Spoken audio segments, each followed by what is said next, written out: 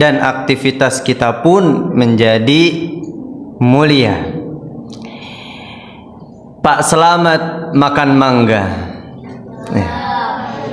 Selamat hari epik sedunia. Krik-krik, ya. Nggak apa-apa rank turun, asalkan iman jangan turun. Nggak apa-apa rank turun, on track terus kita mendapatkan kemuliaan itu. Caranya di dalam Al-Quran Allah katakan inna akramakum indallahi atqakum. Caranya bertakwa, taat kepada Allah. Mumpung sekarang masih pagi, jangan lupa kita doa dulu, doa yang diajarkan oleh baginda Nabi SAW untuk kita baca di pagi hari. Bagaimana doanya? Pasti udah pada tahu ya. Yuk, 1, 2, 3. Tuh kan gak hafal. Allahumma inni as'aluka ilman nafi'an wa rizqan tayyiban wa amalan mutaqabbala. Alhamdulillah. Barakallahu fik, ahlan wa sahlan. Kayak kenalan nama antum.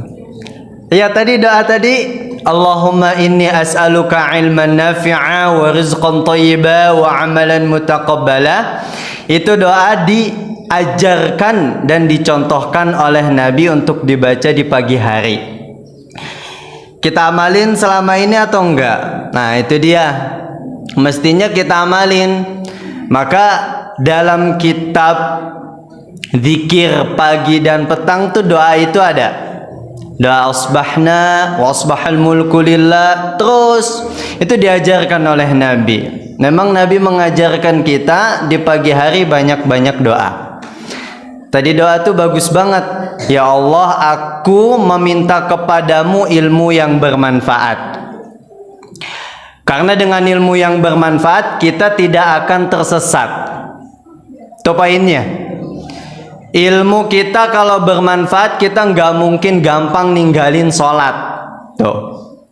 Kalau memang ilmu kita bermanfaat, kita nggak akan mungkin males ngaji. Tuh Quran di rumah nggak akan kita biarin berdebu. Maka kita minta sama Allah, ya Allah semoga ilmuku bermanfaat dan berkah.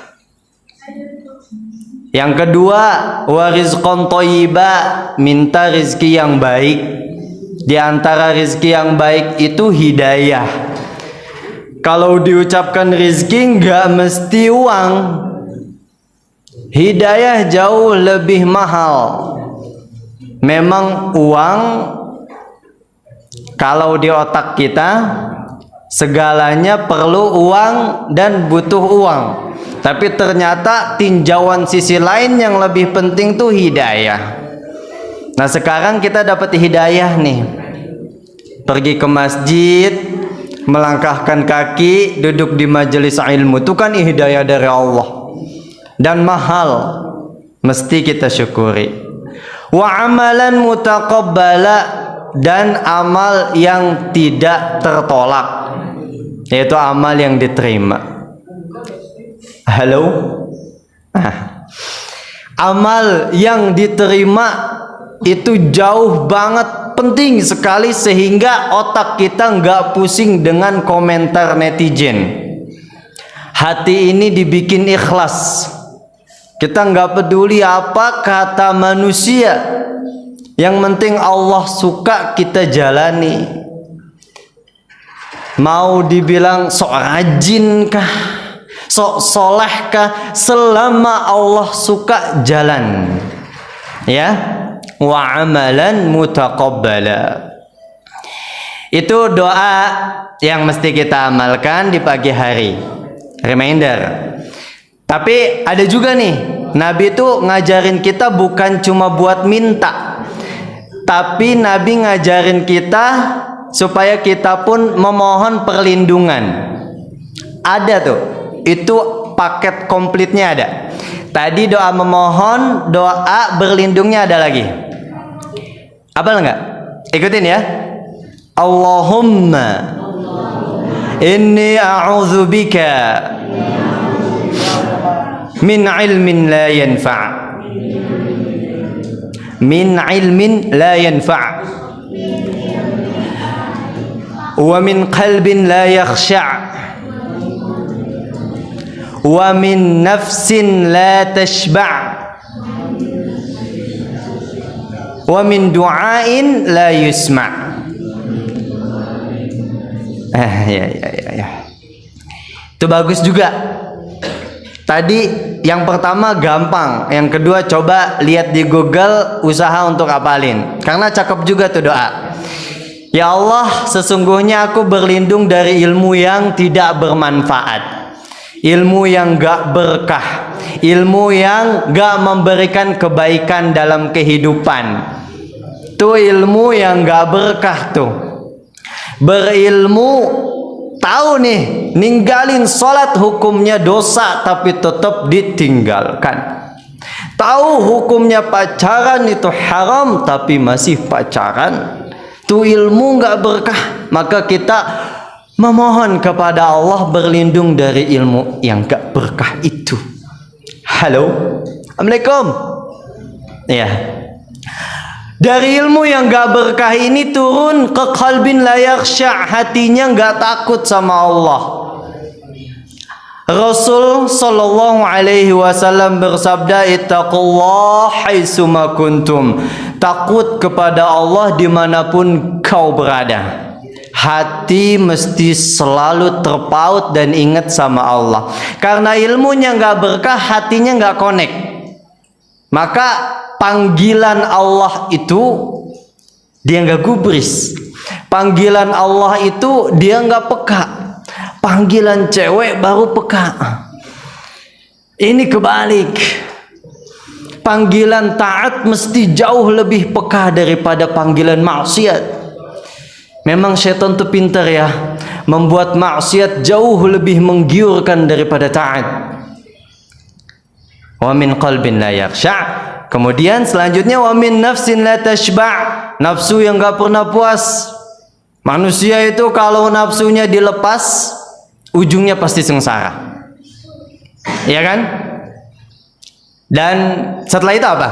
Wa min nafsin la tashba' wa min du'ain la yusma'. Doanya ditolak oleh Allah. Berlindung dari ini semua. Na'udzubillah min dzalik. Oke. Kita coba kasih pertanyaan dulu ya, biar jauh lebih semangat. Pertanyaannya double kill nih, dapat pahala kalau menjawab, dapat duit pula. Ikhwan dulu ya, ikhwan, tunjuk tangan aja dah. Apa tujuan hidup kita dan sebutkan dalilnya di surat apa? Oh, ini kajian udah berulang-ulang, udah banyak nih sesiannya di YouTube, makanya di subscribe. Apa tujuan hidup kita? Oh ini, terus ingat coba dalilnya tuh surat apa sih? Gitu. Ya udah, tujuan hidupnya dulu dah. Apa? Ayolah. Enggak ada nih, depan, kiri, kanan, atas, bawah. Udah kayak kode GTA itu mah. Apa? Ayo, siapa namamu? Iya. Oh, asbah. Apa asbah tujuan hidup kita? Allah. Ada yang lebih spesifik lagi? Itu udah dibocorin. Hah? Ayolah. Apa bro? Mantap. Beribadah kepada Allah, Adzariyat 56 dalilnya. Ta'al hada laka. Fadal. Khudh. Akhwat, Anda pernah kasih di sini tentang doa agar terhindar dari sifat malas. Masih hafal nggak doanya kayak gimana? Ya akhwat, ayolah, masa nggak ada yang tahu doa supaya kita itu nggak kena sifat malas, atau pas lagi malas doa nih cocok banget. Gimana? Apa? Ayolah. Nggak sia-sia kalian jawab. Kalau enggak dilempar lagi. Cuma 3 aja. Jadi kan 3 pertanyaan di awal. Akhwat, mada? Ayu du'ain 'indal kasal. Doanya bagaimana ketika kita mengindap penyakit malas? Oh, pernah Anda bahas kan? Gimana? Mantap. Dah, sampai situ aja udah cukup. Fadhal. Taqaddami wa hadha laki. Oke, sekarang rebutan pertanyaannya. Siapa yang paling cepat unjuk tangan dari 2 kubu ini? Anda juga pernah sampaikan ciri orang yang bertakwa yang disampaikan oleh Ali bin Abi Thalib. Bisa semuanya, bisa diantaranya. Yuk, siapa yang bisa? Ciri orang yang bertakwa. Bebas. Di Quran ada yang pernah Anda sampaikan lewat sahabat Nabi Ali bin Abi Thalib. Itu ada 4 kurang lebih. Salah satunya boleh, 4-4-nya boleh. Apa men? Apa girls? Apa?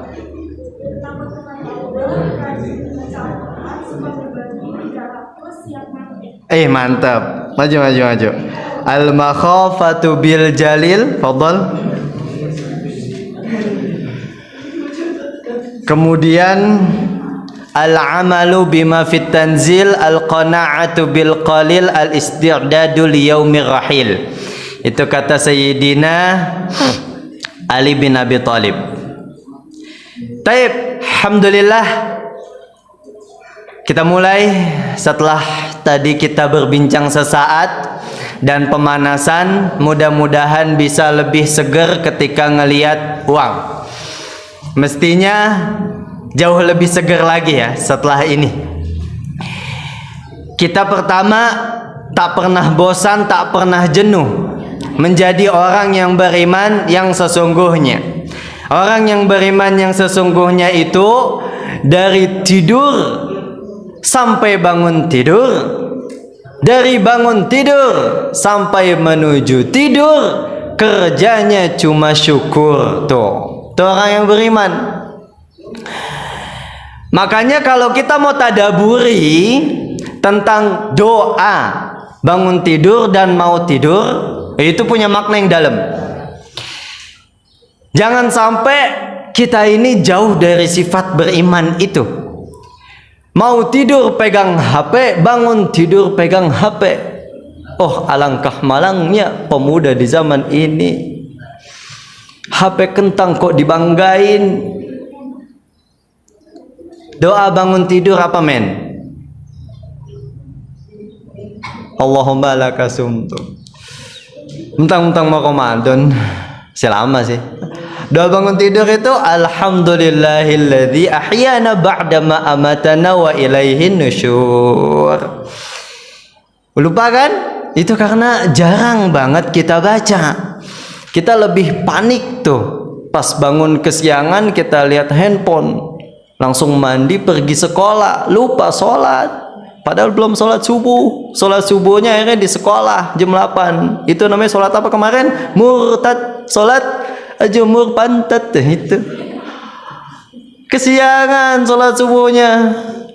Kalau doa mau tidurnya, bismika Allahumma amut wa ahya.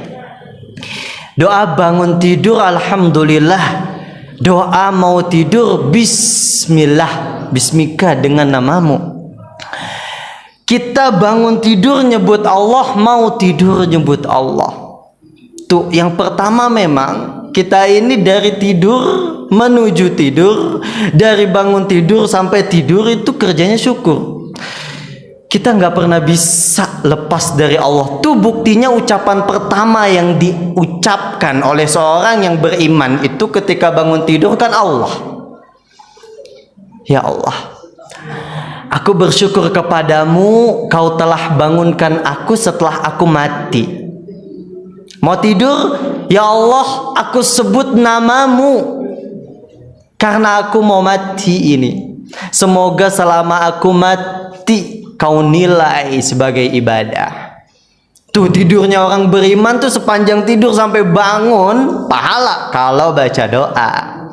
Masalahnya baca doa enggak. Ora kan? Ora. Takia genji. Ora ternyata enggak. Ditinggalin semua itu. Coba kita tadabbur sedikit deh tentang doa bangun tidur. Alhamdulillahilladzi ahyana ba'da ma amatana wa ilaihin nusyur. Ya Allah, aku bersyukur kepadamu, kau telah bangunkan aku dari kematianku. Tidur kan mati. Ujungnya wa ilaihin nusyur. Tahu apa artinya wa ilaihin nusyur? Persis tuh sama wa ilaihi raji'un. Inna lillahi wa inna ilaihi raji'un. Tuh artinya sama, wa ilaihin nusyur. Apa artinya, bro? Halo? Assalamualaikum. Artinya hanya kepadanya kami kembali. Ini bingung gak sih? Kita bangun tidur. Oke, alhamdulillah kita bersyukur kan, alhamdulillah. Terus ditutup dari doa itu, kepadamu ya Allah aku kembali. Tuh, bangun tidur habis alhamdulillah nyebut kita bakalan mati. Di sini kita perlu merenung sejenak bahwa memang itulah motonya orang yang beriman. Bangun tidur udah siap mati. Kita kan lupa tuh kalau ajal itu bakalan nyamperin kita setiap saat. Ya kan? Mentang-mentang masih muda, kita berpikir umur masih panjang. Padahal kita tadabbur dari doa bangun tidur wa ilaihin nusyur tuh bunyinya. Hanya kepadanya kami kembali. Artinya kita memang siap mati bangun tidur. Maka aktivitas kita mestinya dari bangun tidur sampai mau tidur itu nggak pernah lalai. Karena kita tahu kelalaian itu, halo, Assalamualaikum. Kelalaian itu membuat Allah murka. Iya kan? Oke, silahkan kita bercita-cita setinggi-tingginya. Yang bercita-cita jadi pemain sepak bola, silahkan. Bercita-cita jadi karyawan kantor, silahkan. Bercita-cita yang tinggi. Sebutkan dirimu kalau engkau itu calonnya. Calon pemain sepak bola yang terkenal misalkan. Calon presiden 2024. Mustahil ya. Karena bentar lagi kan 2024. Calon gubernur, calon apapun itu silahkan, banggakan dan sebutkan dirimu itu calonnya. Tapi jangan lupa bahwa kepastian itu bukan pada tujuan kita dan cita-cita kita. Itu nggak pasti dan belum pasti, bisa jadi meleset. Calon presiden, cita-cita sekarang belum tentu, bisa jadi nanti jadi apa, pro player, ya kan? Tapi kita lupa mencalonkan diri pada hal yang pasti. Calon apa? Calon mayit. Tuh, kita ini calon mayat, bro. Tinggal nunggu kepastian aja kapan kita matinya. Dan itu nggak tahu. Maka itulah kandungan doa wa ilaihin nusyur. Siapkan dirimu untuk kematianmu. Jangan pernah lalai orang yang beriman itu ya. Oke bro Lutfi. Oke ya. Kalau nggak salah Lutfi itu sekarang lagi punya kekuatan warna putih. Oh Luffy itu Luffy. Ya Luffy itu Luffy. Ya. Oke. Kita hari ini bertema tentang apa sih? Temanya apa? Jatuh dan bangkit. Jatuh dan bangkit.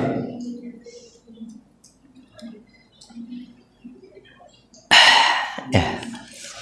Jangan ditiru yang itu. Tiru yang ini. Bismillah. Alhamdulillah. Nah, itu yang ditiru ya. Bismillah kemudian alhamdulillah. Anak ngapain sih? Dah, kita bertema tentang jatuh dan bangkit. Ana jelasin ya. Yang dimaksud jatuh di sini adalah langsung to the point aja, jatuh ke dalam dosa dan bangkit dari dosa. Itu dia. Orang yang jatuh dari dosa mesti bangkit dong. Banyak orang menikmati kejatuhannya, kagak mau bangkit-bangkit. Memang betul kita ini adalah manusia yang tak pernah lepas dari salah dan dosa. Betul ya? Betul tidak? Bagaimana hadisnya? Krek-krek. Bingung lagi. Oh, gimana? Hadis yang menyebutkan bahwa manusia itu memang pasti salah dan berdosa. Hadisnya singkat, kullu bani adamu khata wa khairul khata'ina tawabun. Setiap manusia itu udah pasti salah. Jatuh ke dalam dosa itu kepastian, tapi untuk bangkit itu adalah sebuah kemauan. Catat tuh. Kita jatuh itu pasti, untuk bangkit butuh usaha. Maka butuh belajar. Banyak kita terjatuh dan gak mau bangkit. Akhirnya apa? Jatuh semakin dalam, rahmat Allah semakin jauh, dan Allah tak menolong kita lagi saat itu. Na'udzubillah, summa na'udzubillah min dzalik. Oke, dengarkan baik-baik. Ana dan antum, ana dan antunna, nahnu jami'an, kita semua ini annas. Annas, manusia, kita semua manusia.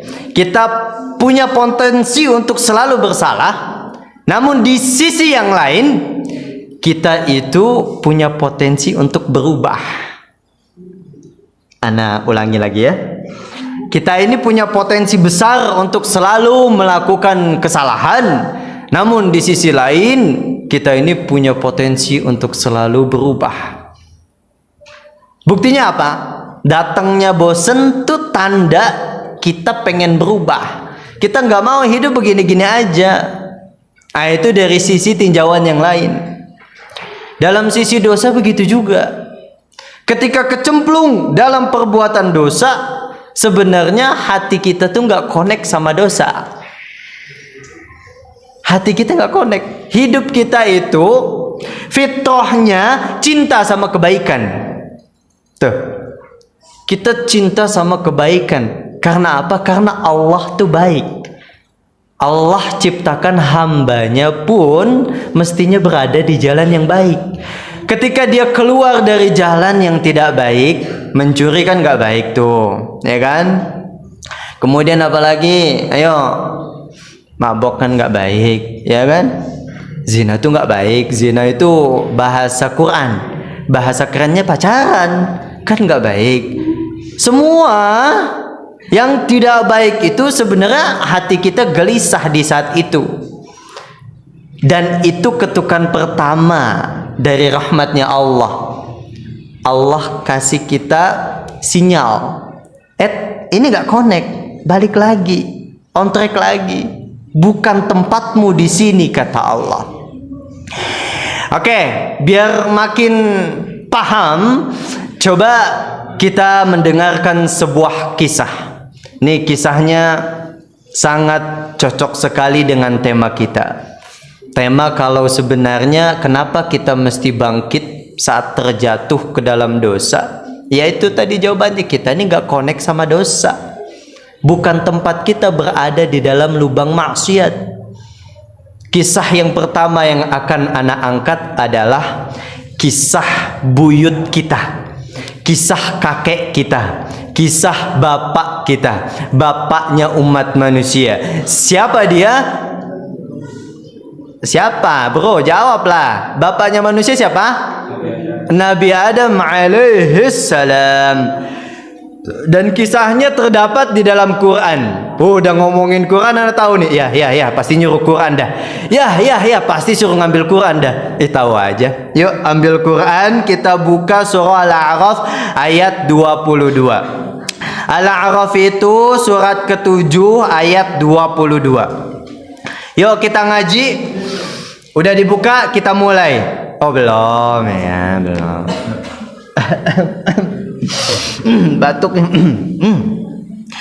Boleh yang pakai gadget nggak apa-apa, dibuka dari gadgetnya. Nggak apa-apa. Ya, di sini Ana tidak mengharamkan dan tidak melarang untuk tidak bawa gadget ya. Biasanya anak muda kemana-mana kan bawa gadget, kecuali yang nggak punya gadget dan yang punya tapi kentang ya. Maka di rumah terus tuh HP-nya. Ya, silahkan. Al-A'raf ayat 22. Oh, ini mantap nih. Nih, walaupun kita sebenarnya udah tahu tentang kisah ini, tapi minimal menjadi pengetahuan baru buat kita bahwa ada loh ayatnya, ada loh dalilnya. Ayolah meluas pengetahuan kita terhadap kitab suci kita sendiri.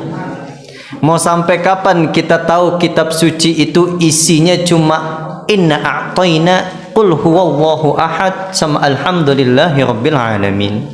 Oh, kitab suci kita kan 30 juz, 114 surat, oh banyak kan?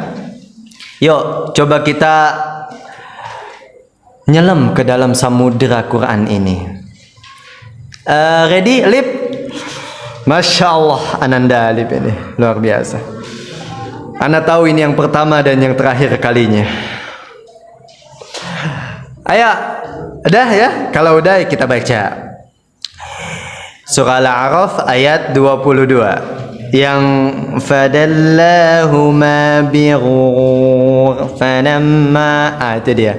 Kayaknya kalau ngaji bareng tuh enak gitu, ya kan? Ya, nggak apa-apa. Kita kudu semangat ini.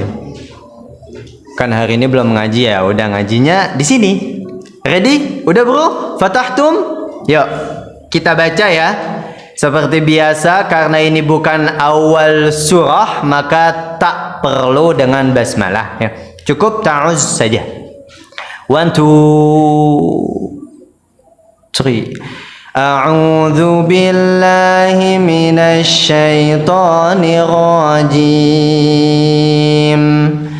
Fadallahuma bighurur فلما ذاقا الشجرة بدت لهما سوآتهما وطفقا يخصفان عليهما من ورق الجنة وناداهما ربهما ألم أنهكما عن تلكما الشجرة وأقل لكما إن الشيطان لكما عدو مبين. Adem kan? Baca artinya dong. Tolong ya, Ananda yang tercinta, termulia, terhormat, yang baju putih jangan sampai lepas ya. Alif, silahkan Alif. Ada artinya nggak? Alif. Ayolah, antum udah mirip banget sama Gojo Satoru ya. Lagi disegel. Ayo, Alif. Dia setan membujuk mereka dengan tipu daya. Ketika mereka mencicipi buah pohon itu, nampaklah oleh mereka auratnya. Maka mulailah mereka menutupinya dengan daun-daun surga. Tuhan menyuruh mereka, bukankah aku telah melarang kamu dari pohon itu, dan aku telah mengatakan bahwa sesungguhnya itu adalah musuh yang hebat bagi kamu berdua.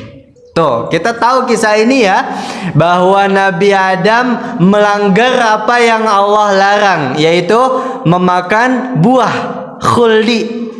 Allah bilang jangan dekatin, plus jangan dimakan. Kebujuk sama syaitan. Kebujuk sama syaitan, dia deketin, dia makan. Tapi ini dia nih, responnya Nabi Adam keren. Mesti kita contoh. Ayat 23-nya. Yuk kita baca lagi ayat 23. Yang tadi lanjutannya, ini responnya Nabi Adam. 1, 2, 3. Qala rabbana zalamna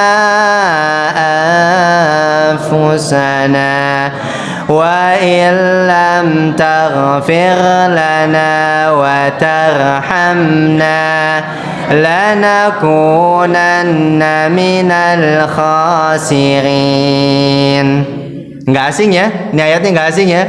Nah, ternyata ayat Quran nih. Rabbana zalamna anfusana wa illam taghfir lana wa tarhamna lanakunanna minal khasirin.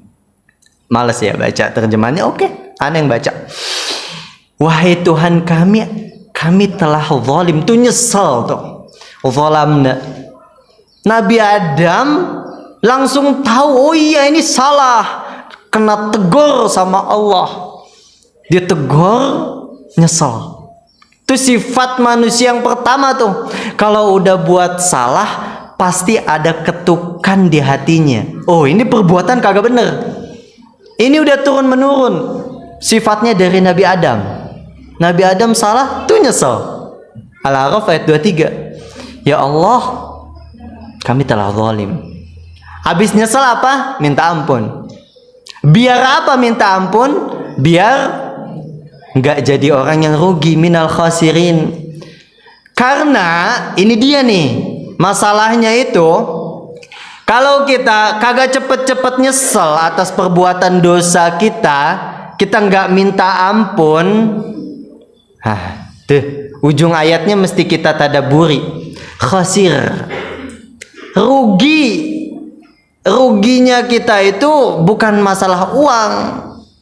Ruginya bisa jadi nanti kita bisa, na'udzubillah, tak selamat. Banyak kejadian orang mati di atas maksiat. Mestinya ini kan menjadi ibrah. Maka menyesal sebelum terlambat. Dicontohin sama siapa ini? Nabi Adam, bapak kita. Ya.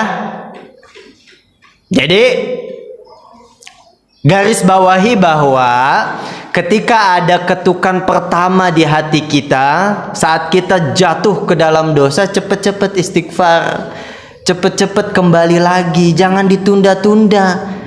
Karena banyak dari kita terfikirkan kalau sudah depan mata, ini udah nanggung, kudu dilakuin sekarang juga. Kan begitu. Udah dua-duaan. Tahu lah ya, terus gelap ya. Biasanya di bioskop terus duduk paling pojok. Itu kan udah sepi gitu. Udah tahu nih salah nih. Udah tahu salah, cepet-cepet dah kabur. Sayang bang, tiketnya mahal. Siapa suruh dibeliin buat tiket bioskop? Nggak apa-apa sih. Denun 2 tuh seru tuh. Ya, canda. Oke. Ketika ada ketukan pertama, seketika kita mesti berubah. Karena kalau dibiarkan,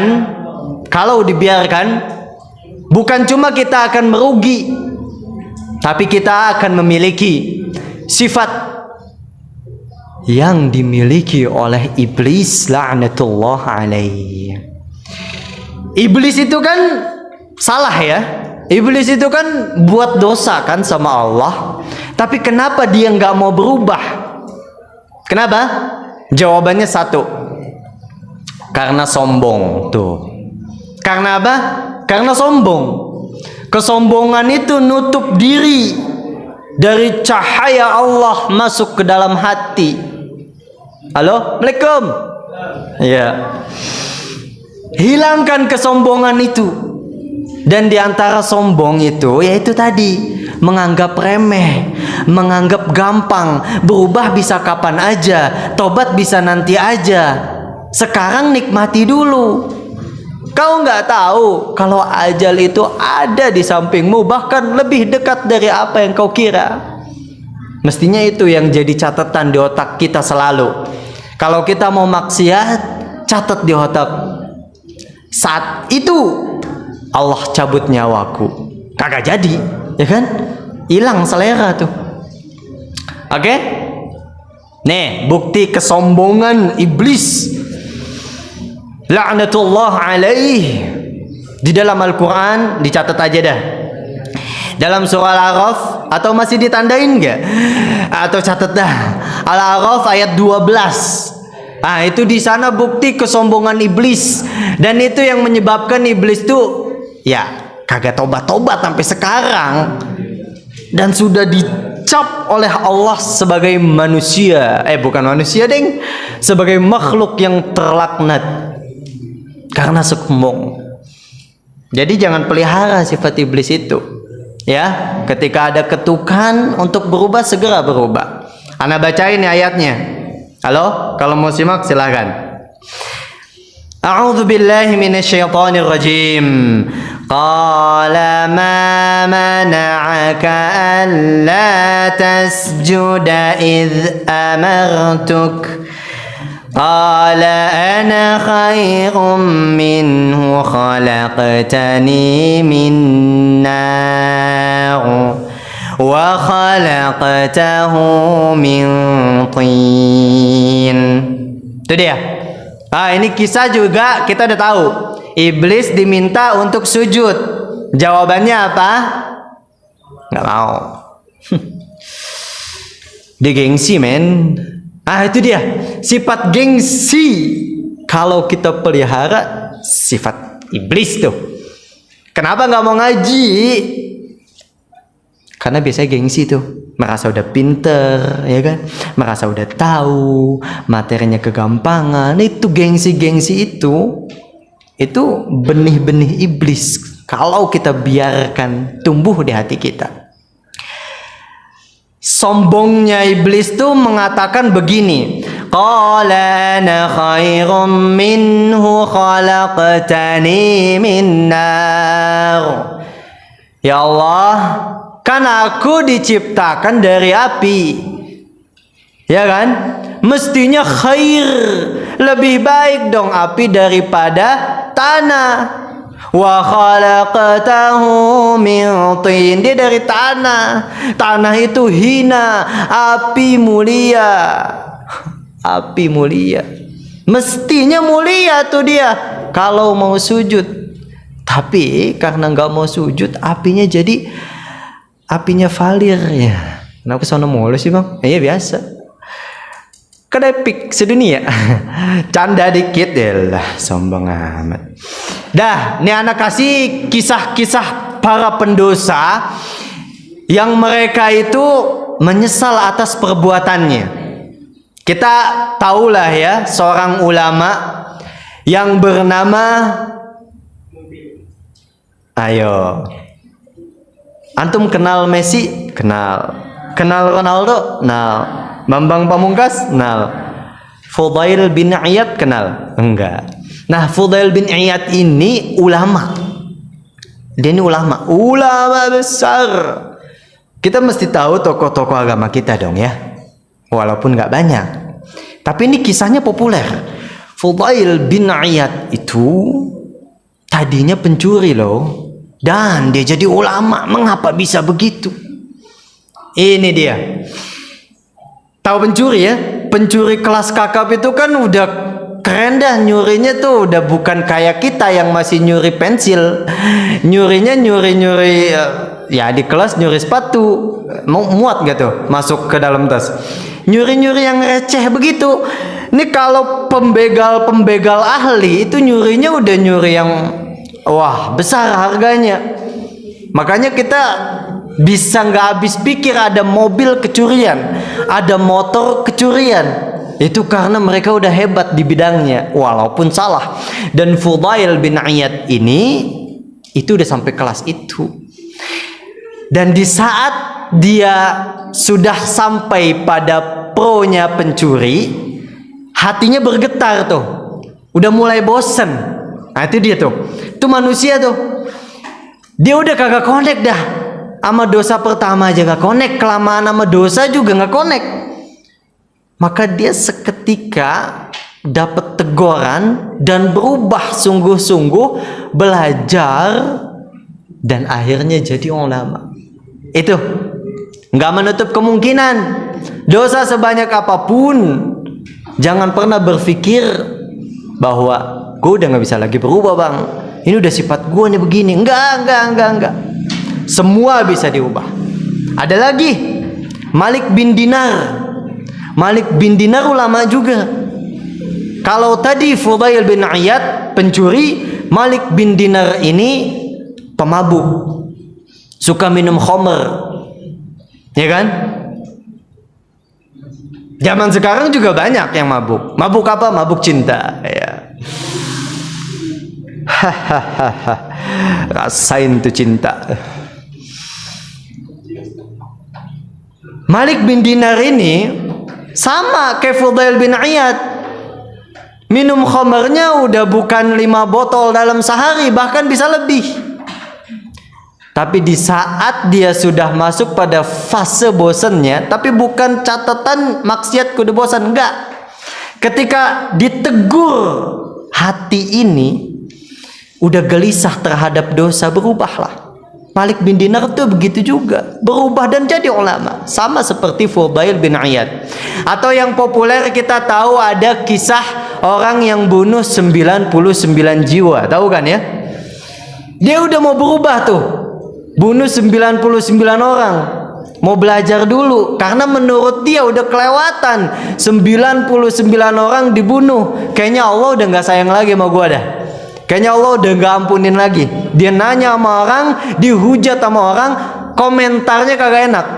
Ini netizen bahaya begini nih.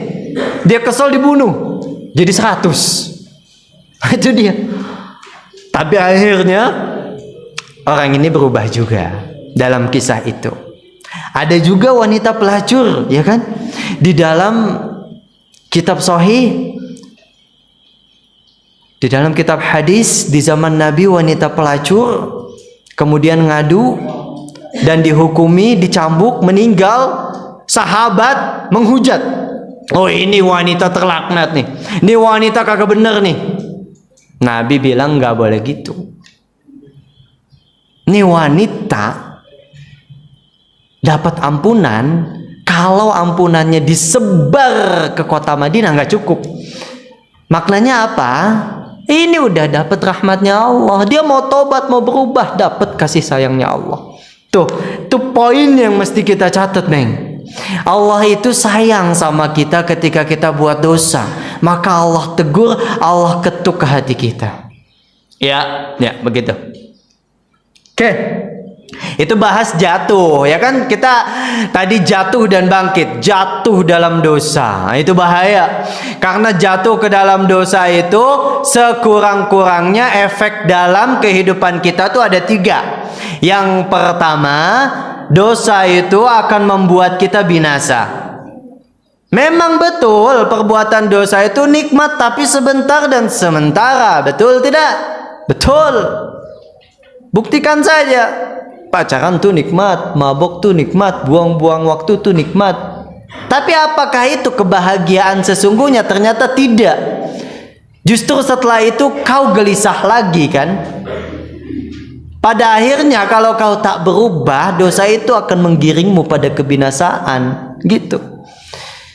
Hati-hati. Efek dosa membuat kita tak bahagia, membuat kita akan terjerumus dalam lubang binasa. Yang kedua, ibadah tuh nggak nikmat kalau kita sudah bisa menikmati dosa. Anda nggak bosan-bosan ya untuk mengambil contoh pada pacaran ini. Kalau kita nikmati pacaran, wajar kita sholat nggak nikmat. Kita bisa lihat teman kita berlama-lama di masjid, dia sholat tuh khusyuk banget, dia baca Qur'annya banyak, zikirnya juga. Kok bisa? Itu tahapan dia sudah bisa menikmati ibadah. Kenapa kita selalu gelisah saat ibadah? Karena barangkali kita masih menikmati dosa. Cek, kita masih merasa nggak bersalah ketika melawan orang tua barangkali. Kita masih merasa nggak bersalah dan menikmatinya ketika meninggalkan sholat. Halo, Assalamualaikum. Efek yang ketiga, Ini buruknya dosa itu adalah terhalang dari rahmat alias doa kita jadi tak terkabul. Tuh. Ini introspeksi, bang, gue udah doa bang, banyak banget doa gue, tapi kayaknya nggak ada yang dikabulin deh. Boleh jadi dosamu tuh juga banyak. Tinggalkan dulu dosamu, introspeksi, istighfar yang banyak. Di situ dulu. Oke? Dah, waktu Anda bentar lagi nih, habis.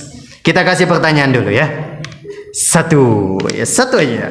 Ini pertanyaan istimewa. Lip, jawab lah. Jawab, Lip. Oke?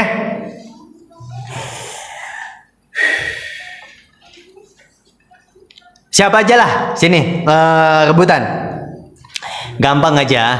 Ini mah buat refreshing aja supaya nggak bosen kan? Anda tahu antum udah pada bosen nih.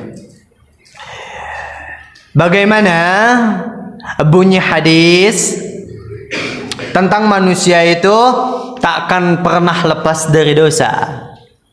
Minimal artinya aja dah. Ayo dong, bro. Alif, antum. Ayo, Ikhwan, ada nggak?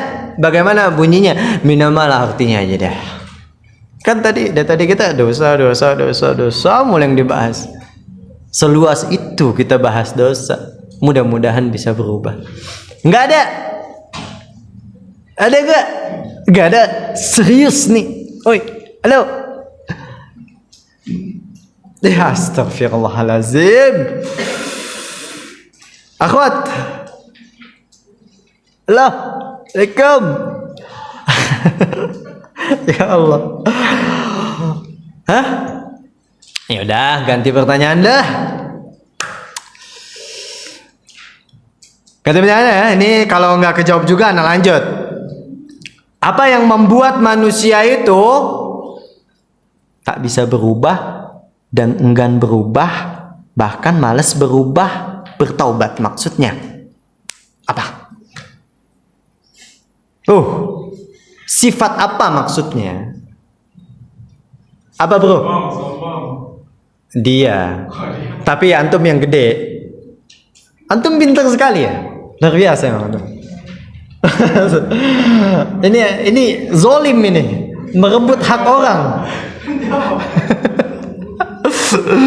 Sini Alip. Antum yang jawab, Lip. Walaupun dia yang angkat tangan, Lip. Bro, nanti anak kasih lagi buat antum ya. Lip, sini Lip. Maju aja, Lip. Maju. Nah. Kita bahas dosa, dia buat dosa, ambil hak orang, ya kan? Dah. Masih bisa bercanda antum. Masuk YouTube nih. Viewsnya jutaan, ya. Yang nggak nonton maksudnya. Oke. Kita sekarang bahas kebangkitannya. Bangkit itu maksudnya berubah. Bangkit itu maksudnya taubat. Kita jatuh, bangkitlah, berubahlah, bertaubatlah. Bahasa keren yang sekarang itu adalah berhijrahlah. Hijrah itu kan meninggalkan perbuatan lama atau kebiasaan lama menuju pada perbuatan yang jauh lebih baik. Itu hijrah. Ya. Bahkan taubat itu sendiri artinya kembali. Tuh. Jadi jangan tersinggung kalau kita dinasehatin, bro, tobatlah, tobat. Lu udah kelamaan nih maksiatnya, tobatlah gitu misalkan. Tobat. Dia nggak nyindir loh, karena memang betul. Tobat kan artinya kembali. Kembali pada fitrahmu. Fitrahmu tuh nggak cocok sama dosa. Pulang. Nih, tobat. Kembali lagi ke siratal mustaqim. Ya, bahkan ini kasih sayangnya Allah buat orang-orang yang tobat nih. Yuk, ini terakhir ya, buka surah Az-Zumar ayat 53. Yuk, ini terakhir, penutup nih, ayat penutup. Sebelum antum tutup Qur'annya, kita tutup majelisnya dan ditutup usianya. Enggak, bercanda bro, bercanda. Yuk, Az-Zumar ayat 53. Dah, yuk kita baca bareng-bareng lagi. Dah, belum. Ya Allah. Az-Zumar bro, Az-Zumar lah, Az-Zumar doang. Az-Zumar.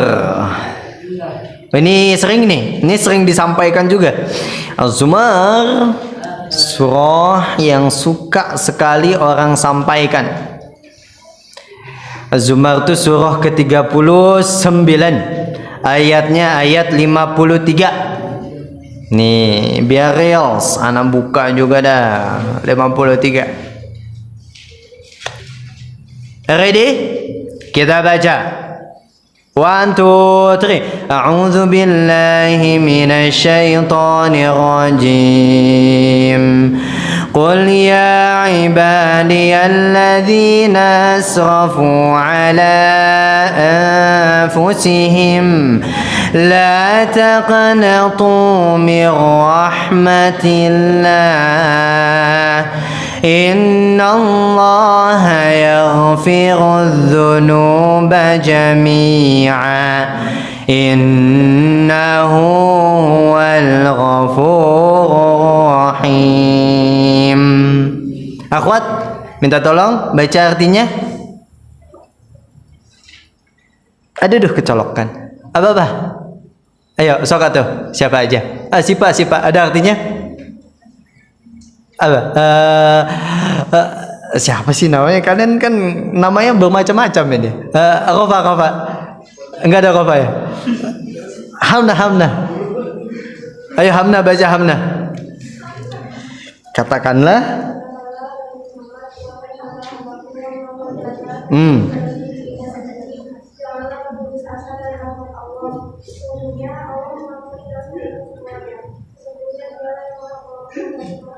Itu dia. Catat baik-baik. Kita ini pendosa dan Tuhan kita ini pengampun.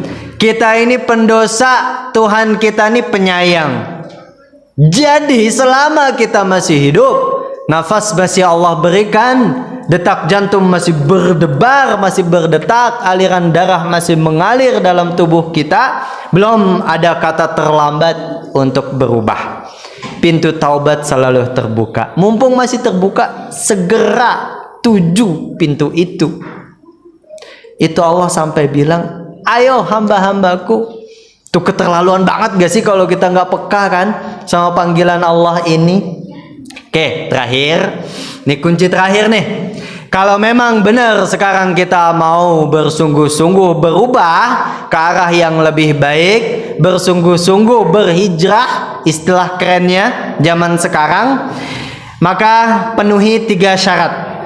Yang pertama, an-nadamu fil qalbi.